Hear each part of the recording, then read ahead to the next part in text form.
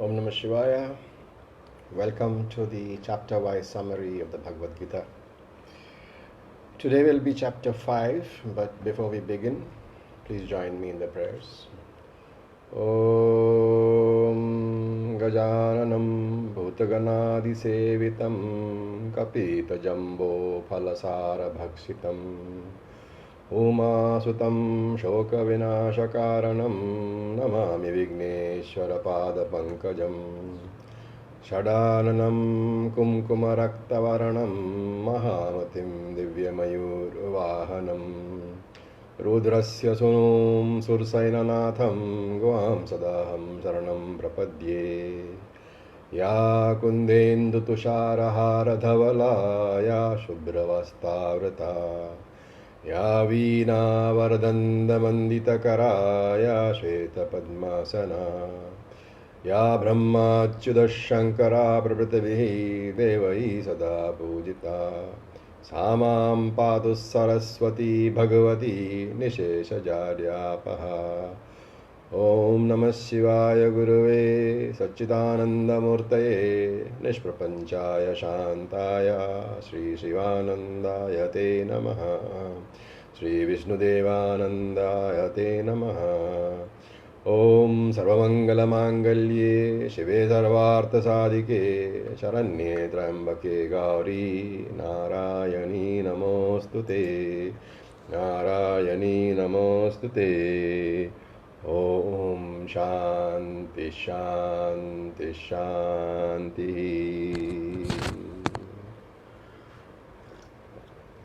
Om Tat Sat. So today we look at chapter 5.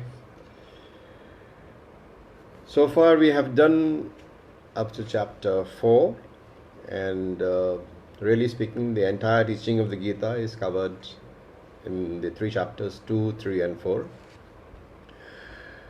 And the Gita has a typical teaching pattern. There's an opening summary, there's an expansion, and there are closing summaries. So here in this 5th chapter, the entire teaching is being summarized for the first time. And this summary is considered the essence of all the entire Vedic teaching. Now chapter 5 can be divided into 4 parts. So one is what we call Nishtha-dvayam, the 2 types of lifestyles. One is what is called Sadhana-dvayam, the 2 types of the disciplines needed to follow the spiritual path. And one is the sadhana phalam, the benefits of following these 2 lifestyles and the 2 sadhanas. Then the 4th part of chapter 5 is an introduction to meditation. The last 3 verses, they are basically the seed verses on which prepares the foundation for chapter 6 to the next chapter. So now let's look at the first part of it, the first topic. This is from verse 1 to 6, and it consists, as I said, of the 2 lifestyles.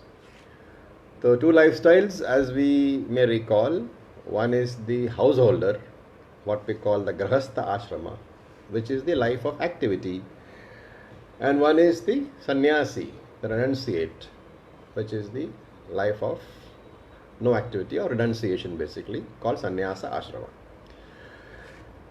There are 2 other ashramas which are mentioned in the scriptures. One is brahmacharya ashrama and one is vanaprastha ashrama. So these are not really different lifestyles. They are more of prefixing to the grahastha ashrama and prefixing to the sannyasa ashrama. So basically the brahmacharya ashrama is the stage where the student prepares. It is his school life, a gurukula life. This is a preparation for grahastha ashrama. And vanaprastha ashrama is a preparation for withdrawal from the life of activity. It's a preparation for sannyasa ashrama. And Arjuna has asked a question, whether sannyasa is necessary for liberation. So Krishna gives an answer in the 2nd verse. He says, sannyasa karma yogascha nishreyasa karabhau tayostu karma sannyasat karma yogo vishishyate. He is pointing out that Both ashramas are equally good. But we have to remember that every lifestyle, which he is calling ashrama here, every lifestyle has got its own pluses and own minuses. So that is the nature of the world. That is why in Vedanta the world is called Dvanda. So it's a beautiful name, Dvanda, meaning duality. It also can be taken to imply that nothing in creation is absolutely good or absolutely bad. So everything in creation will have certain plus points and certain minus points. So which is better? Like we always have this debate: is a rented home better, or is a own home better? So you can see that each one has its plus points and its minus points, and similarly the life of activity has some plus points, it has some minus points. The life of renunciation also has some plus points and also has some minus points. So he says sannyasah karma yogaha cha ubhau ni shreyas akarau. Both ashramas are equally good for following the discipline, the sadhana. Which sadhana? Both the sadhanas. So first you have to have the karma yoga sadhana, because you need to have a mind which is pure, and then once the mind is purified, then you have to have the jnana yoga sadhana. So where is karma yoga where can it be efficiently followed? In grahastha ashrama. But for jnana yoga the obstacles are more, because you require an undistracted life. You require a life where there are not too many demands on your time. You require a life where you are free to follow the scriptural study. So in grahastha ashrama there are all sort of duties. As a householder, we know, you have to go here or to go there. The daily chores are there. The wedding is there. A funeral is there. Visitors are there. Telephones are there. There are 100 different distractions. But because there are so many duties, this grahastha ashrama is predominantly duty oriented and therefore karma oriented. And therefore ideally in the grahastha ashrama it is easy for us to follow karma yoga. And for jnana yoga, you should not be having too many demands on your time. So in sannyasa ashrama, karma yoga cannot be followed because there are not too many duties. Number one is because he's in an ashram and there are very specified duties only. And number two, there is not too much money because karma requires money. So he has to manage with limited activities like japa, puja, all these things. And therefore Krishna is saying there are certain advantages to both the ashramas. In grahastha ashrama you will have certain advantages, you will also have certain disadvantages. And in sannyasa ashrama similarly you will have certain advantages and you will have disadvantages also. But in both the ashramas you can follow both the sadhanas and attain liberation. So this is the important point. Which lifestyle you choose doesn't matter. Whether you choose the lifestyle of sannyasa ashrama or whether you choose the lifestyle of the grahastha ashrama, ultimately you have to ensure that your duties are followed as efficiently as possible. And this is what Krishna is basically going to say. Now, so he says nishreyasaha. So shreyas is a term which is used in the scriptures to indicate moksha. He says in both the ashramas, in both the lifestyles, one can follow both the sadhanas. What are both the sadhanas? One is karma yoga. And karma yoga, what does it do? It purifies the mind.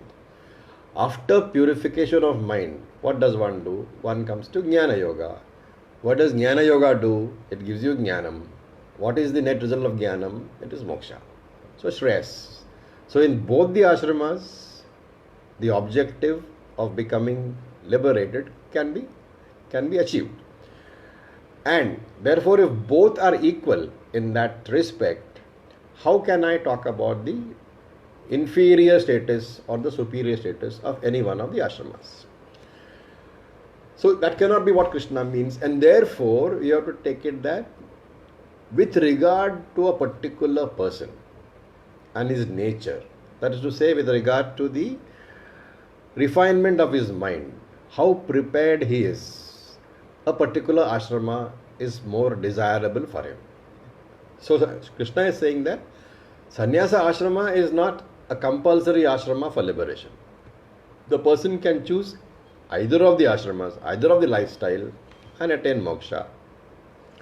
So after brahmacharya ashram, one can decide whether he should choose grahastha or sannyasa. What do you have in grahastha ashram? You have wealth, you have work, you have relationships, and you have a relative sense of security. In sannyasa ashrama, the security is not there, or the seeming security is not there. What are the minus points of the grahastha ashrama? Because of your relationships, because of the money, because of the activity, there are a lot of responsibilities which can become a burden on the path of knowledge. What about sannyasa ashrama? Security is absent, but responsibilities are also absent. So there are plus points and there are minus points, and hence Krishna is saying that one needs to examine one's own basic nature, and then only can you decide whether you want to be a grahastha or you want to be a sannyasi. And Krishna gives us a definition of a sannyasi in the next verse. He says, Jneyasa nitya sannyasi yona dveshti na kankshati nirdvando hi mahabaho sukham bandhat pramuchyate. He says that person who does not like or dislike, he is the eternal sannyasi. And such a person, for him, is very easily relieved from the burden of samsara. So Krishna is saying one is a sannyasi, but when? When can I be called a sannyasi? When I have learned to handle my likes and dislikes. I cannot become a sannyasi by simply giving up action, because that is what a lot of people think.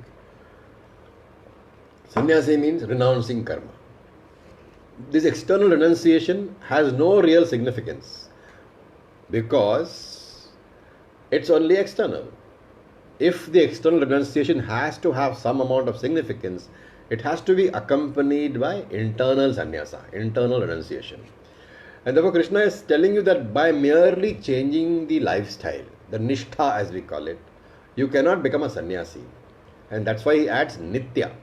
This person, nitya, means he has developed dispassion towards the objects of the world.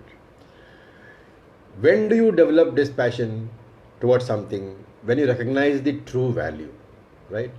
Like everybody is a sannyasi regarding the clothes that he no longer needs. Why? He recognizes the objective value without any superimposed subjective value. So nitya here has to be taken as all things in this world.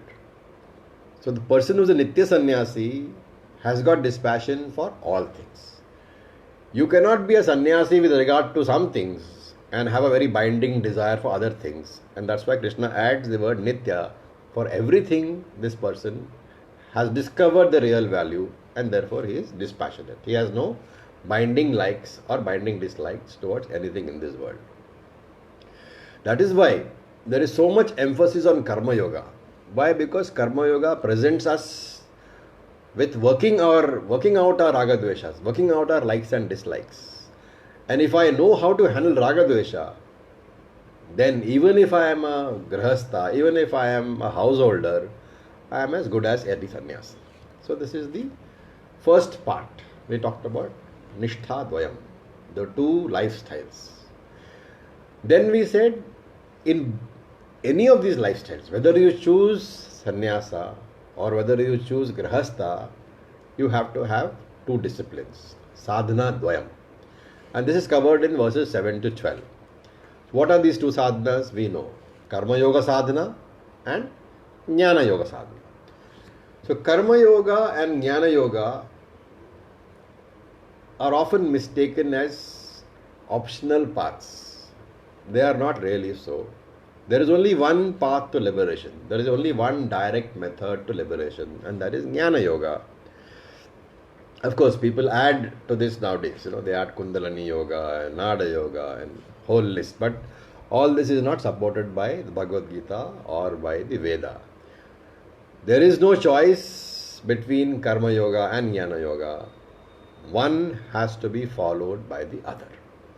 It is like my coming to wash my hands before dinner. Washing my hands is necessary before dinner, but washing my hands will not, fulfill my hunger. I have to sit down and I have to eat. So washing your hands is getting ready for dinner.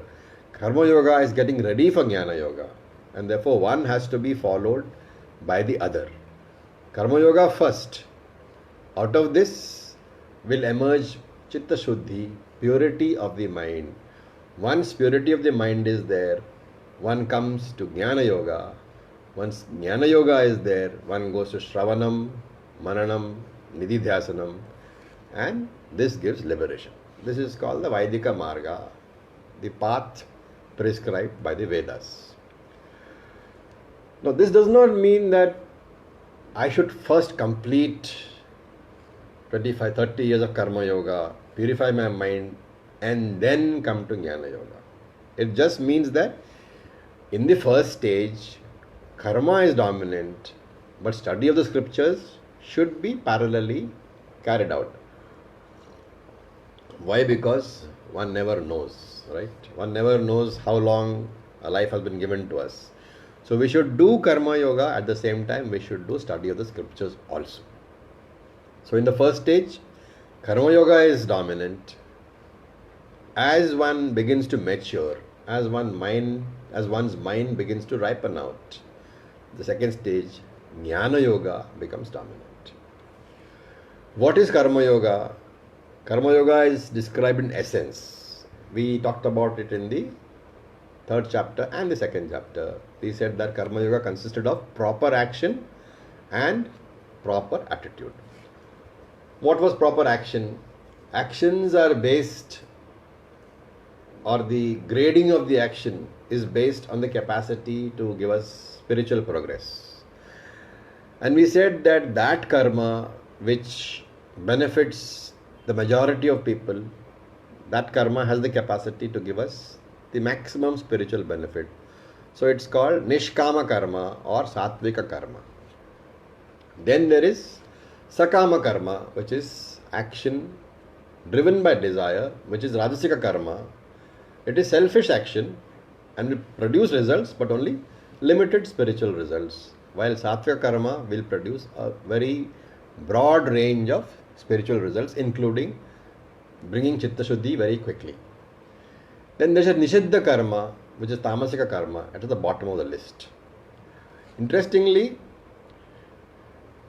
Shankaracharya says that even those Nishiddha Karma, even those karma which are forbidden by the Vedas, so Nishidha Karma, forbidden by the Vedas, even that, Shankara puts a comment here saying that if you are forced to do it, you should normally not do it. You should normally not do any karma which is forbidden by the scriptures. But Shankara gives you a way out. He says if in some situation you are forced to do a karma which is forbidden by the scriptures, do it as an offering to the Lord. And then if you do that, it becomes proper action, and therefore it will give you Chitta Shuddhi anyway. Then there is proper attitude. This proper attitude is what? Every experience in my life, which means every consequence of every action of my life, is ultimately a result of what? Of my own action. And therefore, I have to take it as grace of the Lord, Ishvara Prasadam. It has to be taken as given to me because of my actions of previous life, or in this life, previous years. And therefore, the attitude is called Padma Patram Ivambhasa. If I have this attitude, the karma doesn't affect me at all. What is the result of Karma Yoga? The mind becomes purified. The mind becomes spiritually oriented. Now, it should be noted that the purifying actions of a sannyasi can be different from the purifying actions of a grahastha, because the sets of actions available to grahastha and to sannyasi are two different sets completely. They're of two different nature completely. But the core idea is that if the action is offered as an offering to the Lord, then the action will purify you in any case. It doesn't matter what the action is.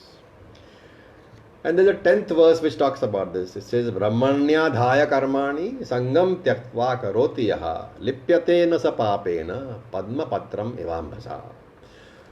This verse again deals with karma. In Jnana Yoga, remember, there is a lot of dependence on my higher self, on the Atma. And this is abstract. Whereas in Karma Yoga, I depend on whom? The Jnana Yogi, what is his dependence? His dependence is on the Lord, which is his own self.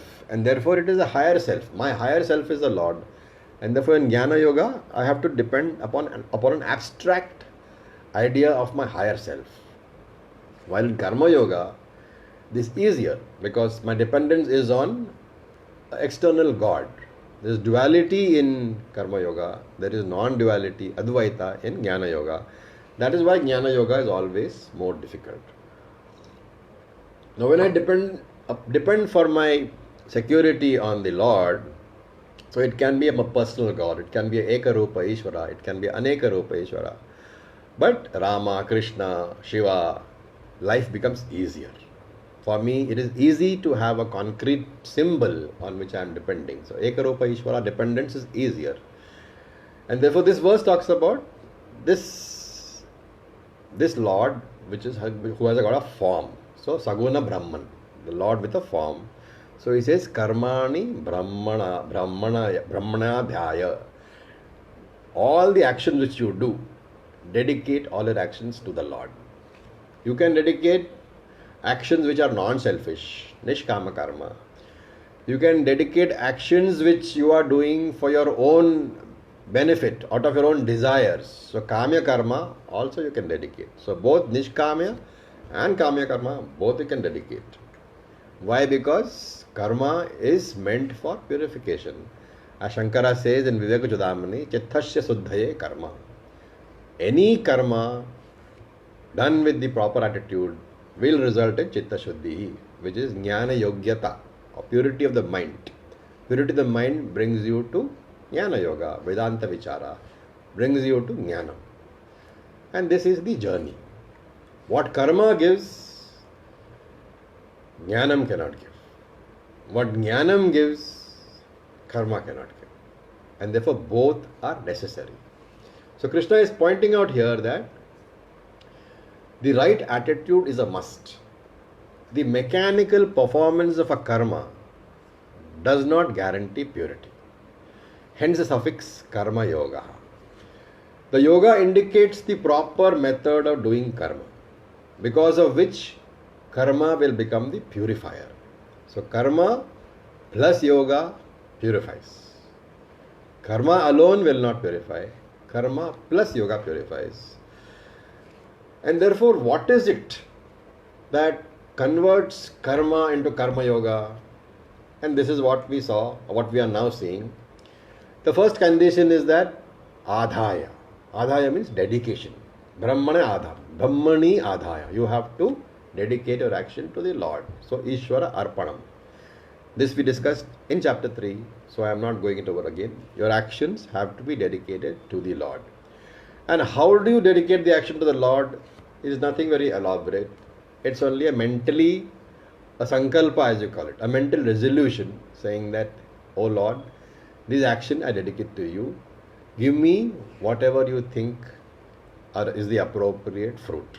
So this is sankalpa. This is sankalpa which converts karma into karma yoga. Sankalpa which converts action into worship. And therefore, whatever I dedicate to the Lord, I will do properly, sincerely, and wholeheartedly to the best of my ability. Why? Because whatever I offer to the Lord, I must offer my best effort. If I'm offering apples to the Lord, I must offer the best apple in my plate. I don't take out an apple which is damaged and offer. I'm giving it to the Lord, and therefore everything has to be perfect as it is possible for me to do. And therefore, while I'm doing this action, I remember the Lord, and this act of remembering the Lord, which is what is being termed as a sankalpa. This action itself, this sankalpa converts karma into puja. And therefore he says, Sarvani karmani brahmani adhaya. All actions you dedicate to the Lord. Puja gives chitta shuddhi. Karma can be with desires or without desires. And it's to be noted that scriptures prescribe certain nishkama karma, desireless karma, exclusively for spiritual growth.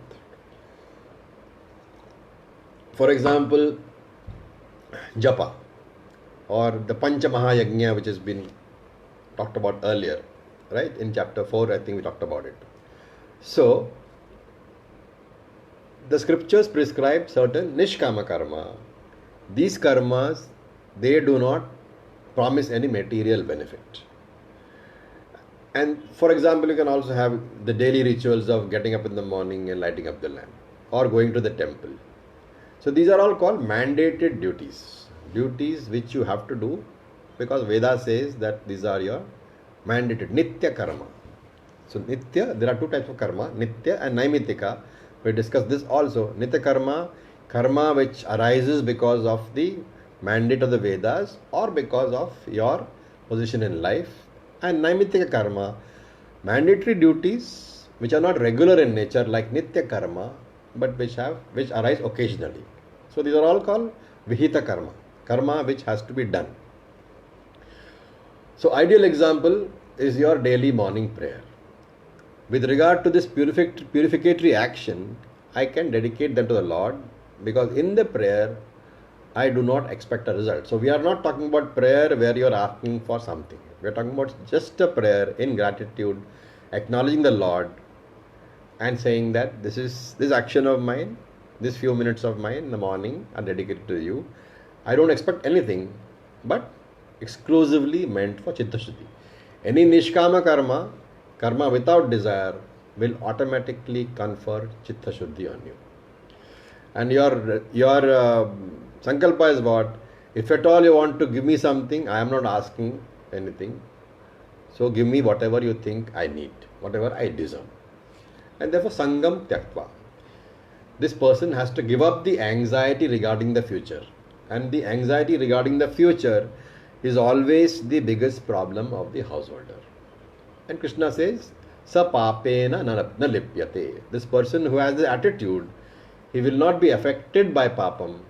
Even if there are certain defects in the karma, that defects will not affect him at all. And therefore puja is meant for chitta shuddhi, meant for purifying the mind. And any action, says the Veda, which is meant specifically for purifying the mind, even if you make a mistake vis-a-vis the rules laid down in the Veda, while you do these actions, that defect will not affect you at all. So any defect comes in a action meant for chitta shuddhi, meant for purification of mind, it is not considered a serious defect at all.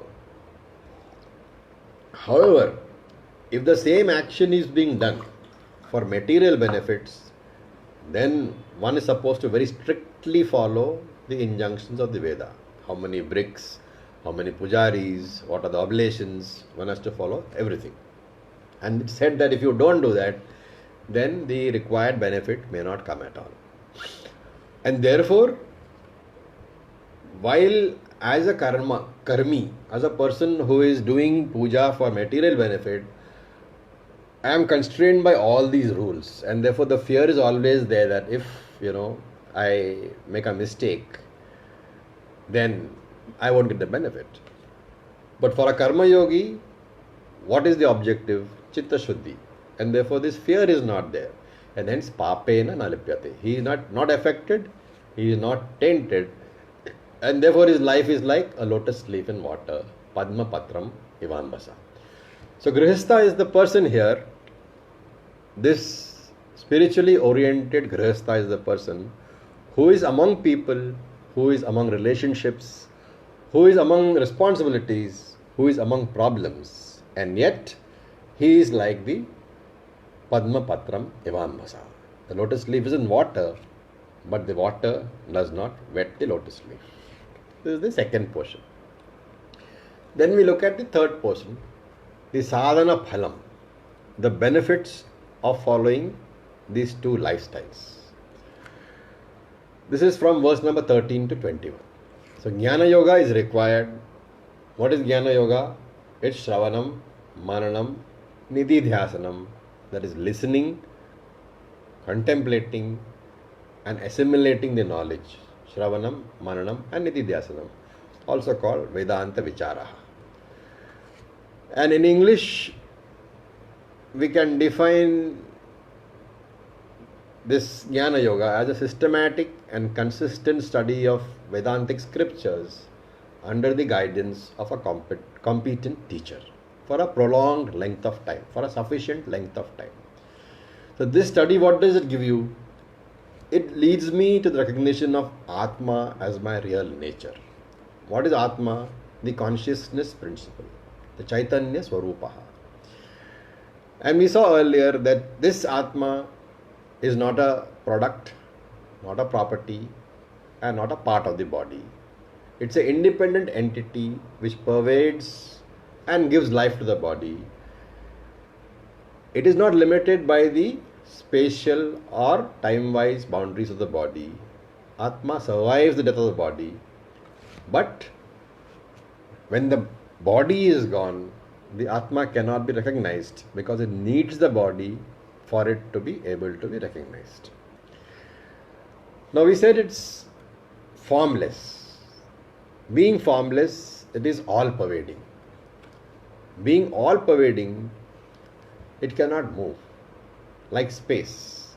Space cannot move because it is there everywhere. Atma is there everywhere, and therefore Atma cannot move. What cannot move cannot do any action. Right? Even if I want to move this thing from here to there, there is a dislocation in space. There is a movement. So that movement is not possible because to move something, I have to take it to a place where it is not there. And Atma is there everywhere by definition. And therefore Atma cannot move. If Atma cannot move, it cannot do any actions, and therefore it is akarta, free from all actions. And just like space, where all actions takes place in space, but space cannot participate in the action. We say the same thing for Atma. All actions take place because of the presence of the Atma, but the Atma does not participate. The Atma cannot participate. And this learning process, what is the advantage? It takes me from a predominantly body consciousness orientation to a Atman consciousness orientation. So today I say I am the body and I have an Atma. After the learning process is over, I have to say I am the Atma in the body, or I am the Atma and all the bodies are in me. So there is a shift in the vision of the I.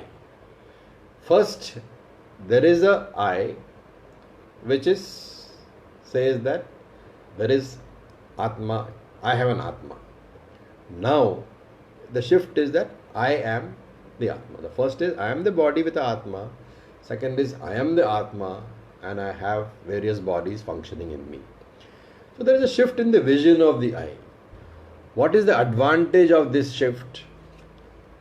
If I am the Atma and I have understood that and assimilated that, then I will look upon you not as a body, but I will look upon you as the consciousness in your body. I will look upon you as the Atma in your body.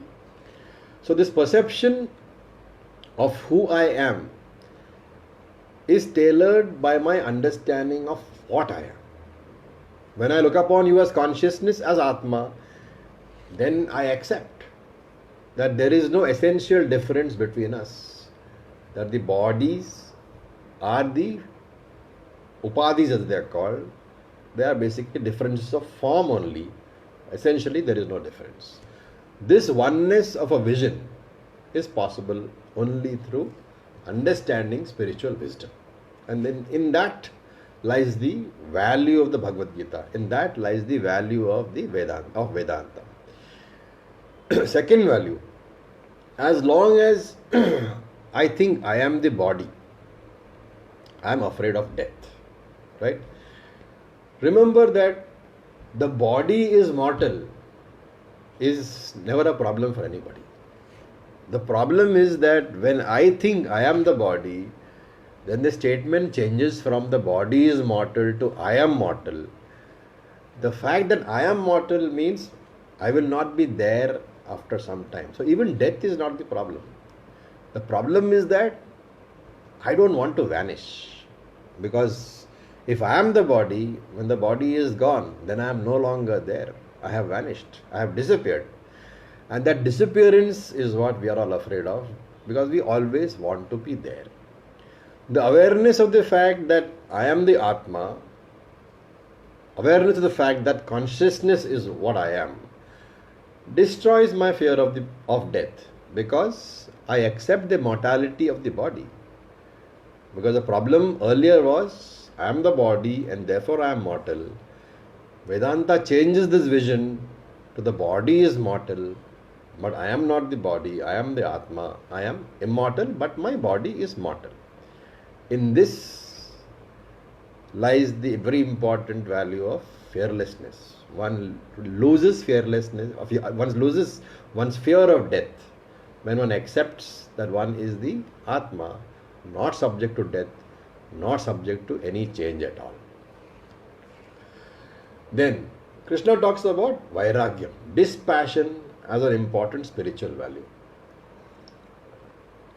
So dependence on external factors for our happiness is the problem that all of us face. Why? Because if I depend upon something external, I have no control over that external factor. For that matter, if you depend upon your own family members for your happiness, your family members themselves are not under your control. And that is why there are so many disputes in households.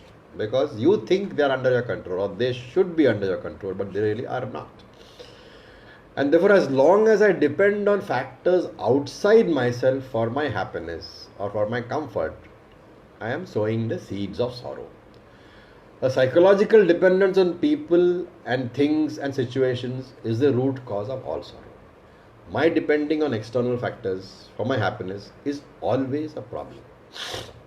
And so here Krishna says, Na prahashet priyam prapya, no dvijet prapya cha priyam, sthira buddhira sammudaha, brahmavid brahmani sthitaha.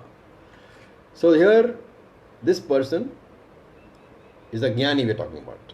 This jnani's life is also governed by prarabdha karma, just as the ajnani's life is governed. The jnani will also have to go through ups and downs caused by what? Prarabdha karma, by the consequences of the karma of his past lives. And therefore, just like for the ajnani, the jnani's karma will also be of two types, favorable and unfavorable. Favorable karma will give him pleasurable experiences. Unfavorable karma will give him painful experiences. So in that respect, in facing the experiences, in the experiences which come to both the jnani and the ajnani, Krishna says that both the jnani and the ajnani will face the same circumstances in life, painful and pleasurable. Then what is the benefit of the jnanam? What is the benefit of the knowledge? The difference will be in the response to the situation. Remember that knowledge, Atma Jnanam, the fact that you know that you are Brahman, that you assimilated that knowledge, it does not change the situation appearing before you. But, so Jnanam cannot change the situation. Jnanam, however, gives you the strength, the purification necessary to have a balanced response to both ups and downs in your life. And this is what we call Samatvam in chapter 2. And therefore Krishna here says, Priyam Prapya. Whenever favorable situations have come, whenever people love and adore you, or adore him. In such cases, the jnani, supposing he gets a lot of respect, is good prarabdha happening, but he is not carried away by those experiences because he knows that those experiences are caused by prarabdha. They will come and they will go. Agama painaha, as we saw in the second chapter. So one has to understand this carefully. When pleasurable experiences come, it doesn't mean that the jnani rejects them. He will appreciate a pleasurable experience as much as the ajnani. But he is not addicted to it. When it goes away, he is not unhappy. He knows it's temporary because it is born of contact of the sense organs with sense objects. And therefore, agama payanaha, it has to come, it has to go. So what is the difference between appreciating and not getting addicted? Appreciating, I enjoy it. Not getting addicted, when it goes away or is no longer there, I am not upset. My mind is not disturbed. So for a jnani, the inner completeness, the inner fullness continues. Whether he faces bad situations in life, unpleasant situations in life, or pleasant situations in life. And therefore Krishna says, na prahashyet. He does not get elated unnecessarily. He does not get carried away by the situation. You have, for example, in Ramayana, the example of King Ram, right? One day he was the king, he was crowned as the king, the next day he was sent to the forest. And Valmiki, while he comments on this, he says, na chitta vikrayaha. When he was a king and when he was exiled, his mind was the same. Na chitta vikraya. There was no shift in the mind. Why? Because once I understand that a situation is choiceless, then I don't try to change it. This is carefully understood. When a situation is there before you and it can be changed, I should make all the efforts to change it. Otherwise it becomes fatalistic. But if I am unable to change it and I have realized that the situation cannot be changed, then I should not waste my time. Because why? The choiceless situation is a situation which cannot be changed for the better. And therefore the same attitude or the same effort which I am going to put into changing the situation, I can put that effort to a much better use by trying to change myself, by changing my attitude. Either way, effort is required. If situation has to be changed, effort is required. If situation cannot be changed, changing myself also effort is required. And hence he says, na udvajet. He is not dejected. When good things come, he is not unnecessarily elated. When bad things come, he is not dejected. And how is this kind of samatvam, this kind of equanimity possible? He says Brahmavit. All this is possible because he is a Brahmavit, means he is the knower of Brahman, which means he has understood that he is Brahman and he is secure. He has got this inner security. Right? This person therefore is a sthira buddhihi, a wise person, one of conviction. He is steady in his knowledge. Remember that mere knowledge is not sufficient. I can get this knowledge through Shravanam and Mananam, that I am Brahman. But unless that knowledge is completely assimilated and has become a conviction, in a crisis, that knowledge will not be available because conviction is not there. And therefore inner freedom I will have always if I have got this conviction. Outer freedom is not always possible because externally I am bound by the rules of the world, right? I need house, I need food, I need shelter. I have the rules of the world. I have the rules of society which I live in. I am bound by it. And therefore, I will always be dependent on the external world for physical needs. But psychologically, I have inner freedom. The lack of anything externally will never disturb me. And Krishna here gives a very important bit of information. He says, Shaknoti haivaya sodum prak sharira vimokshanat kama krododbhavam vegam sayuktaha sasukhi naraha. So this is a particular sadhana is given here. Handling of raga dvesha, otherwise called kama and krodha. Both kama, desire, and anger, both are born out of misconceptions. Raga or attachment to any object or in any person is born out of what notion? Out of the mistaken notion that this world or that person or that object will give me permanent happiness and security. It's a misconception, because no object in creation, no person in creation can give us permanent security and fulfillment, because everything is anyway temporary. And similarly, dveshaha is born out of the notion that the world is capable of giving me sorrow. And we only have to look at the jnanis, right? They live in the same world as the ajnanis. And these jnanis are not subject to sorrow. So if it was true that the world is a source of sorrow, everybody should be unhappy. But the jnani is not. And therefore it is only the approach, the attitude to the world which determines whether I am going to be sorrowful or whether I am going to be happy.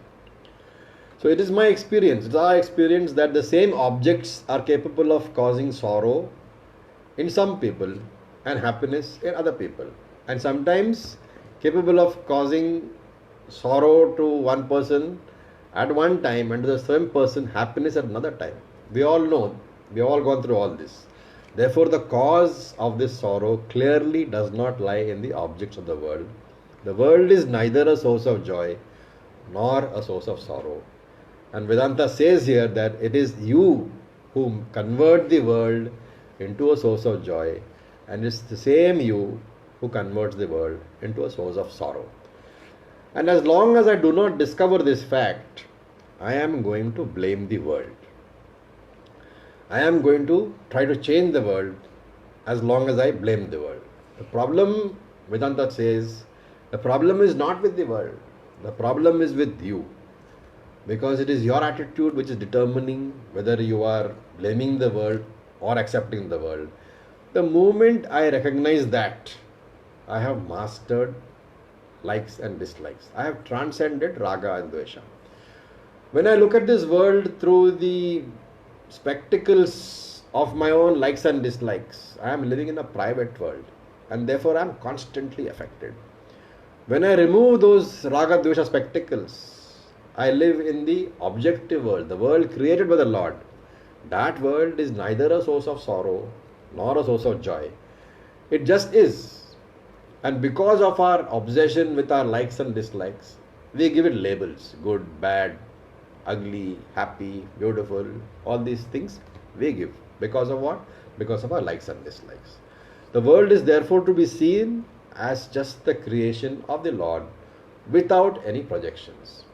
And until we come to that, until we strip this vision of ours from the influence of likes and dislikes, Vedanta will not work on us. Because Vedanta requires that kind of objectivity.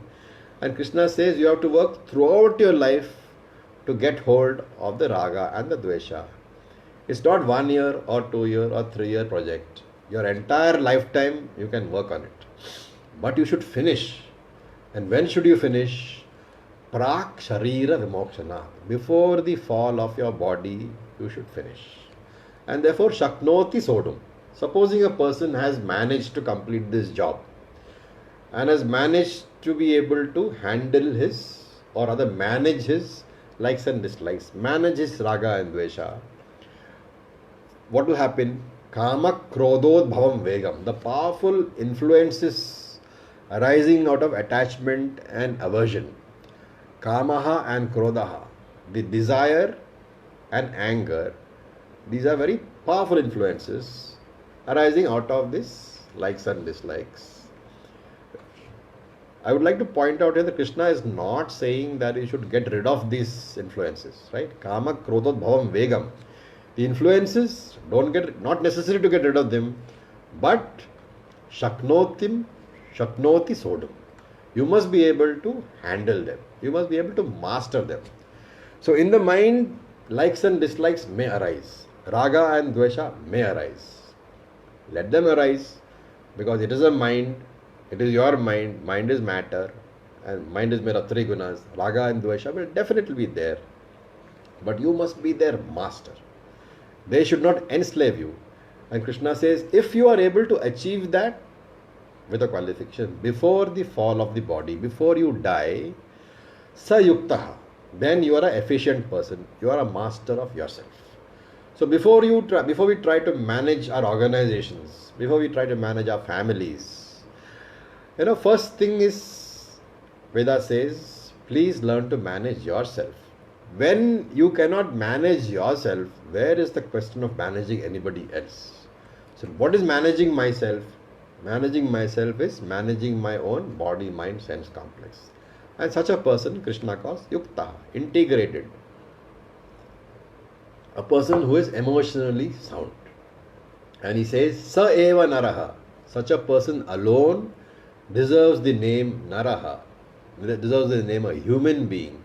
The one who goes by impulses cannot be called a human being because he does not have self-control. So impulsive actions are best avoided.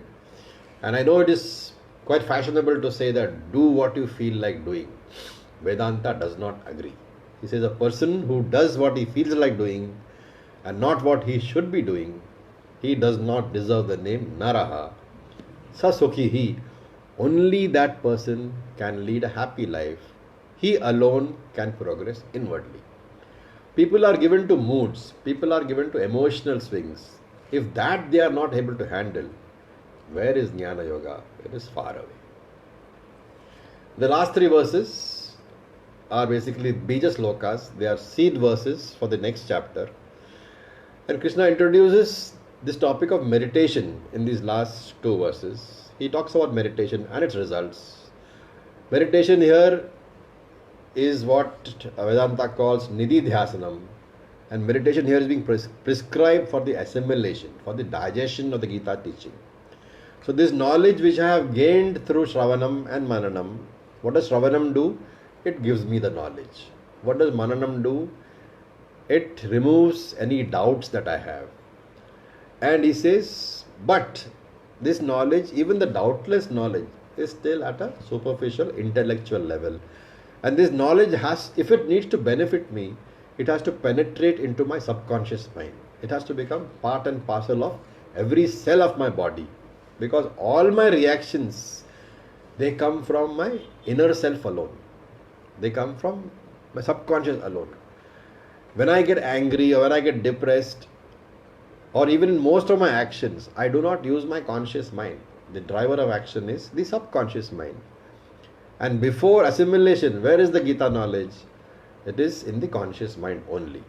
Your subconscious mind is still the ignorant, doubtful mind. So you may have a conscious mind where you know your Brahman, and yet all those habitual thinking patterns are lying in your subconscious mind, and therefore you will continue to misbehave as you behaved before you got the knowledge. And the assimilation will push the knowledge into my subconsciousness, so that even when unconsciously I do anything, that has the foundation of the Gita teaching. So he gives some examples, he gives some instructions. He says, Prana Pano Samokritva. You should make your inhalation and exhalation even. Nasabhyantara Charino. The breath should be moving in the nostrils. Chakshus Chaivantre Bhroho. The eyes, representing, of course, all the sense organs, would be looking at between the eyebrows, which means your eyes should be focused and not moving around in the world. Your sense organs should be under control. And Bahyan Sparshan Bahikritva, removing all the sense objects from your mind, keeping them outside. During the period of meditation, I should not think of any external object. And this object here includes all my relationships also. So for that period of meditation, I should become a mental sannyasi. Once I do that, I should withdraw all the sense organs from the external world. And then, once the sense organs are withdrawn, my entire being is available for the job of Nididhyasanam, the meditation. So he says, Jigathe cha bhaya krodaha. Get rid of all the emotional disturbances. Ichha means desires, bhayam means fear, and krodaha means anger. So he says, Vigata Ichha Bhaya Krodha. Get rid of desires, get rid of fear, get rid of anger. Why? Because if they are present while you are meditating, they will only sit and burn. And therefore, get rid of all these inner emotions from your mind. Your mind should be turned towards only one thing. Munir moksha parayanaha bhavet. So the meditator should focus on moksha, on the nature of Brahman as revealed in the scriptures. And what is that? That is my own nature. And he says, if a person remains in this kind of teaching, so it's like your pickle, by making pickle, you take the lime and you put it in the spice. And if you take out this, put the lime in the spice and take it out immediately, you might get a faint taste. But the spice juice has not really penetrated the lime. And therefore, there is no real taste. And therefore, remain in the teaching. Let the lime be dipped into the spice. Keep it there for some time. So, have the teaching. Remain in the teaching by constantly recalling what has been taught, and then sadasa muktaha eva bhavati. This person becomes a free person. He becomes a jivan muktaha. The teaching has been assimilated, and once the teaching has been assimilated, this teaching of the Lord Krishna will be available to me in every moment of my life, in every crisis of my life. That teaching will be there in front of me. It will never go away from me, and I will never ever be disturbed. That is the summary of the 5th chapter. With this, I'll stop here. Om Purnamadav Purnamidam Purnat Purnamudachyate Purnasya Purnamadaya Purnam Eva Vasishyate. Om Shanti Shanti Shanti. Om Bolo Sadguru Shivanand Maharaj ki Jai. Om Bolo Swami Vishnu Devan Maharaj ki Jai. Om Tat Sat. Thank you for your patience. Om Namah Shivaya. See you next week with a summary of the 6th chapter.